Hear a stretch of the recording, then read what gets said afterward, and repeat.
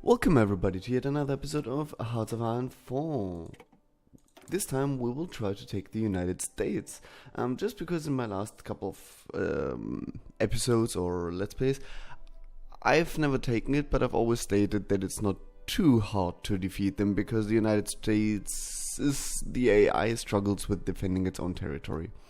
Now, the easiest way to prove that would be to play Germany, take over Europe, and, well, then attack the US. But the problem there is that you actually do start in kind of an advantage. While the US has the bigger production in the beginning than Germany or the Soviet Union, by conquering, the production of the European nation just explodes. Whereas the US is kind of just staying here. So when you finally invade, you actually have numerical advantage over the US.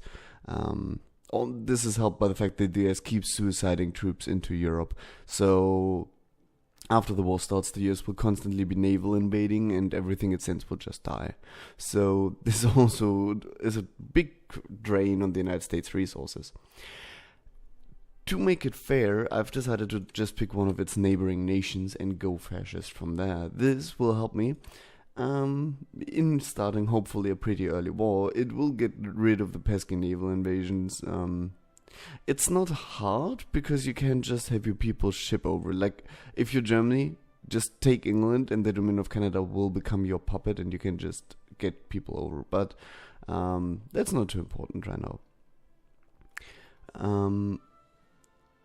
Yes, so the question is between the Dominion of Canada and Mexico. I've decided on the Dominion of Canada. Mexico is slightly weaker, but you can do exactly the same thing I'm doing with Mexico. And there's an achievement for it that I do have. It's called the Revenge, I believe. You need to basically just take this area and you win. But that's absolutely possible. With the Dominion of Canada, you have 3 Dominion of Canada achievements, meaning achievements you can only get with them, and we will try to get all 3 of them. The first and quote-unquote hardest one is taking Washington. The second is joining the Axis, and the third is taking a special focus tree. And we will take all 3, so that will help us. We'll jump right in. I've decided to play this on veteran. I think it is doable on veteran. If you see how I get it on veteran, I think you can do it on regular if you want to follow my lead. So the goal we're going for is taking the United States as Canada. That's all we care about. I don't care about the rest of the world because we've beaten Germany as Denmark. I think you believe me, I can do it as Canada. Let's jump in. Now, I should note at this point, I've not done it on this patch, any of this. I know the AI has gotten better, and I've not, and I have only played Canada once, which was when I got my achievements. By the way, you won't see me get the achievements because I already have them and I don't know how to rewind them. If you do, please write in the comments. So I can make achievement videos that actually show me getting the achievement. So, as Canada, making civilian factories is a good choice because you will join the war later. Just because you have a lot to do, you first have to leave. You first have to leave the Dominion status, and then you have to build up because you're quite weak. Then you have to switch to fascist, and only then can you even think about starting a war. And I'd argue you first want to make Mexico also go fascist. So, you do have quite a bit of time. With that being said, I'm still gonna build military factories because I don't listen to reason. Because I do not listen to reason. Now, if you build as Canada, for reasons we'll get in when we go through the tree, tech tree, or focus tree, more or less, tanks are actually not a bad idea. I'm not gonna build them, but they wouldn't theoretically be a bad idea. But I'm just gonna make 717 infantry, like I always do, because I'm not a very interesting person. Now, I will go over the focus tree because I don't know if you've seen it. It's a special one that came with Together for Victory. But I'll make it super quick. This is standard industry buildup. This is, like from the US, this is, you need to be either at war or to be at high world tension to go down this road or this road. You have your army, you have so quicker land doctrine, quicker infantry, and so on. Here you pick. This is your political tree. So you have stay with the allies, leave the allies, but stay democratic, go fascist, go communist, and you have air and naval. So it's actually pretty standard. We will go down the fascist tree, just because I think. Well, because we want to join the Axis, because that's an achievement, right? So let's do just that. We do need to get some steel. I'm not 100% certain where I want to get it from. If you go for world conquest, I'd get it from the US. For the US, it doesn't matter if it has 100 factories or one factory. 100 or 101, so that one factory doesn't make a difference, but that little bit more build up, in the end it's going to help you, because the SS is going to be the first thing you take. Now, since we don't go for world conquest, let's get it somewhere else. I'm not going to port the one tungsten. We'll move it up, and while it's moving, does this work? Yes. While it's moving, let's have a quick look over our country. We have two big problems here, and that is the Great Depression and the conscription crisis, right? The conscription crisis just destroys our manpower, and the Great Depression is devastating on our economy. The Great Conscription Crisis also has the problem that we cannot lift our laws above extensive conscription. For this, you need to have compromise with Quebec or forced Quebec, and with everything later. Here you can do it with a commit to the war or if they, but for the other one, you need one of those two. Right? They're exclusive, so you need one of those two. And to get through those, you need to have send in the zombies. This is, by the way, the achievement one, where I said the third achievement is picking our national focus. It's this one. So you need to go down this way, which keeps you from getting this, and this gets rid of the depression. So we will be stuck with the conscription, with the depression. We have to go down this way. That's bad, because this is a very big malus, the Great Depression. But I'd always go down this way anyway. Even if I didn't want the achievement, I'd still go for this, because you don't get enough manpower without this. Because you're stuck at the minus 30% on, at the best case scenario, extensive conscription, and that's just not enough. That's like 400,000 people altogether. That's just not enough. We do start with a decent general. We do have 2 ships. And we do have 24 naval bombers. Yeah, I mean, I guess they can stay. We don't really have any production when it comes to resources, and we have... How do I see that? My infrastructure is a complete garbage. Up here, everything's 1, and here it gets a bit better. But I think the S here is also 2 or 3, I'm actually not sure. And we will be destroying a bit when moving in. So basically our units will get bogged down here. They might advance like this far, and then they'll just kind of drown in the swamps. So it's bad. You can see here we have a little bit of iron, we have a little bit of aluminum. Aluminum is actually okay, but everything else is garbage. We do have national folky that give us a bit of oil. So here's 2 synthetic refineries, and I think some more was oil itself here. So all this together gives me about 20 oil, which is okay, I guess. It's nothing good. The main problem we're having, by the way, I will go for this afterwards. It will get rid of the democracy. And then we'll go down the...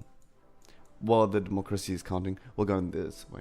By the way, we are in a dominion with 400 points at the beginning, and it takes 70 days to get the first. So it's 670 days until you can declare freedom if you have the political power. So that's nice.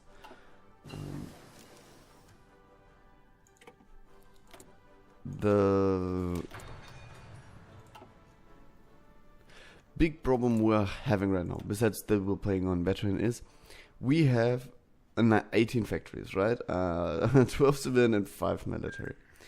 The US only has 10 military factories, which isn't so much, but they have 130 or 40-ish civilian factories. This means they almost built 10 of those at a time, if they were full. Obviously, it's not 10 because they have the toasters and whatnot. But you know what I mean. Also, they don't have to trade, I believe, at the beginning because they are way better off at resources than us. So they are building like crazy, and we're not. Also, they start with approximately 1,000 planes. And that's an amount we wouldn't have if right now I would put my entire production into planes and start the war. I wouldn't have this many. So, no chance of ever beating them in the air. So we will always be fighting with enemy air support. Now, one thing we can do is we can make the North American alliance with Mexico. Now, this is kind of a problem with it, and that is that I don't get out of it if I use Mexico for the war. Because if I do make this alliance with Mexico and I declare war on the States, I'm at war with the States, and if they join the Allies for one reason or the other, I need to defeat the entire Allies to disband my faction and to join the Axis. And that's, as I've said before, that's one of the achievements, and I kind of want to get them because then I can call this an all-achievement run. That's the only reason. I'm gonna start off with the Superior Firepower right now. Obviously, Mexico would be of great help to me because it would make the US have to divide its forces, and because of the way the AI works, because it's completely stupid, it will constantly be sending troops north and south, so only about half its people would be fighting at any point in time, which would really help me. Another problem I'm having with this is that it's hard for Mexico to win the war, and yeah. We can send volunteers, and I think with all volunteers they might be able to do it. But I can't send too many volunteers because I don't have the manpower. So, yeah, it's not too easy.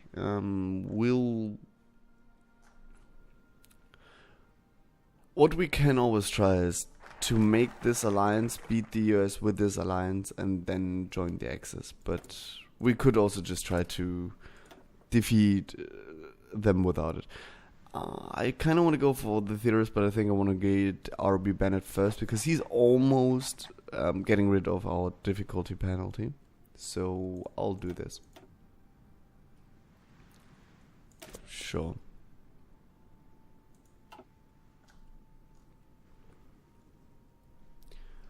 We'll just let it run. We'll play it completely normal at this point. The reason why I'm seeing this is there is an captain of industry here, Hull. I don't really have a use for him, if I'm honest. I'm not building 7 factories. Again, this might be a mistake on my side, but I'm not. And I'm not building infrastructure, and I'm not building refineries. So, yeah. Now we can get something else. I could go on mobilization, which is a big jump, don't get me wrong. But I kind of want to jump directly to war economy.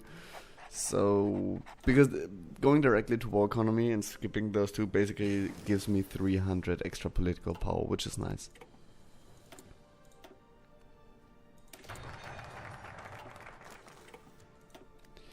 Now, at this point, this one I could get. I'm not going to get the infrastructure here. We'll get it later, maybe, possibly, I don't know. But right now, I don't see a reason for it.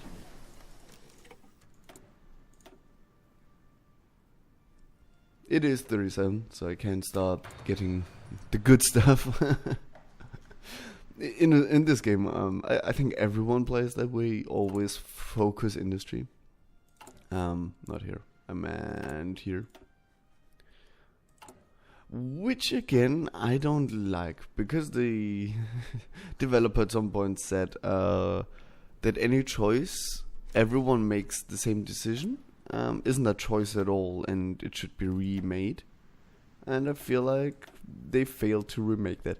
I am gonna get the War Industrialist next, because we are building military factories.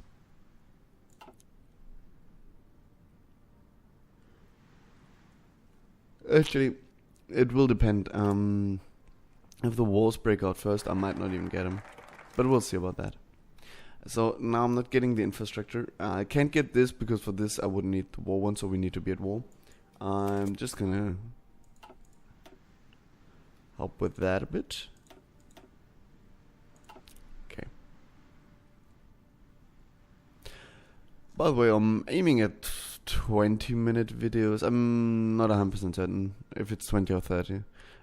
Personally, please do leave a comment on that. Personally, I prefer 30-minute videos just because it's less tedious to upload basically and easier to handle and whatnot.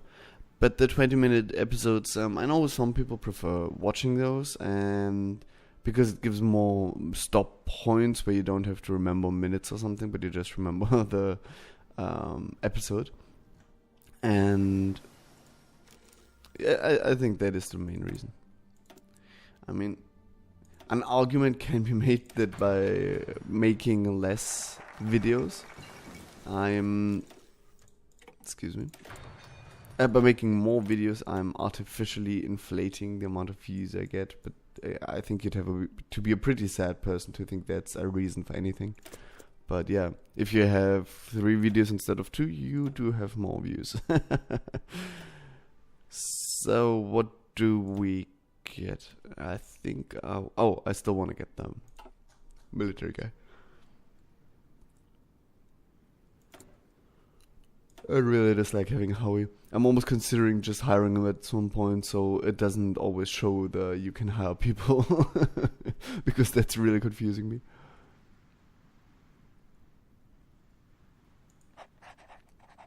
So, by the way, if you look at our military, which is by the way complete garbage, we have a lot of militia cavalry, which is just that. I'd even make this bigger if I would use it just to suppress rebels. I'd want a bigger unit of like 4 or maybe even 5, and it's just 3 cavalry, so it's completely useless to me. The district militia is okay, it's just 9 infantry, so I'm going to change quite a bit of that. But yeah, we'll be fine. I'm kind of thinking, seems weird to me right now, because I have nothing I'm interested in. I don't care about the infrastructure, I don't care about the Royal Artillery. This would be okay, I guess. Don't care about the rest here. And this is even negative for us, for reasons I'll get into, and this I absolutely don't care about. So, let's get the artillery, I guess. Really need that war to happen. And this war to be won.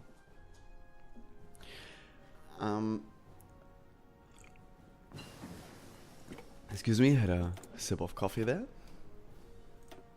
The best thing that could ever happen to us, I'm actually considering getting trucks so I can add some hospitals. Best thing that could happen, but almost certainly won't, is Germany winning. I've actually seen it happen once or twice, that they won against the Soviet Union, but once or twice, and I have quite a lot of time in this game, so it's not a normal thing to happen, if you understand what I mean. So yeah, I'm considering now saving up my political power and using it to achieve freedom, because I can do it if I have the points. And once I am free and this reaches 20%, which it will once a Republican Spain capitulates now, I can do things like go to war economy and whatnot. So yeah, I might as well just go down, just because I do need this to get I wouldn't even need it for that. It could go down this way without it. One awesome thing of independence for us right now, yeah, I'll still get it. One amazing thing of independence right now would be we could declare war on Tibet. which would be nice. Because as you probably, as I've said before with Warborn's thing, I'll get it.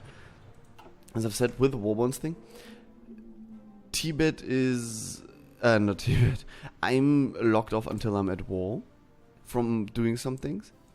So I could declare war on Tibet. This is the kind of war you would never have any trouble with and be able to research these things. Right now I don't really need to research them. I have enough on my plate as is. And I mean, they're good things, don't get me wrong. I want to research them. Hey, we've just become fascist. So if we do go down this way, we do get a few nice things, but this does not interest me. But we can also go this way right now, and we'll hit a brick wall at commit to the war, because here we also need to build a wall. So we do have 3 more, but that means I have 210 days to declare a war. I will make a quick cut here. I hope you've enjoyed this. I've certainly enjoyed it, and I will hope to see you in the second episode. Have a great one. Bye bye.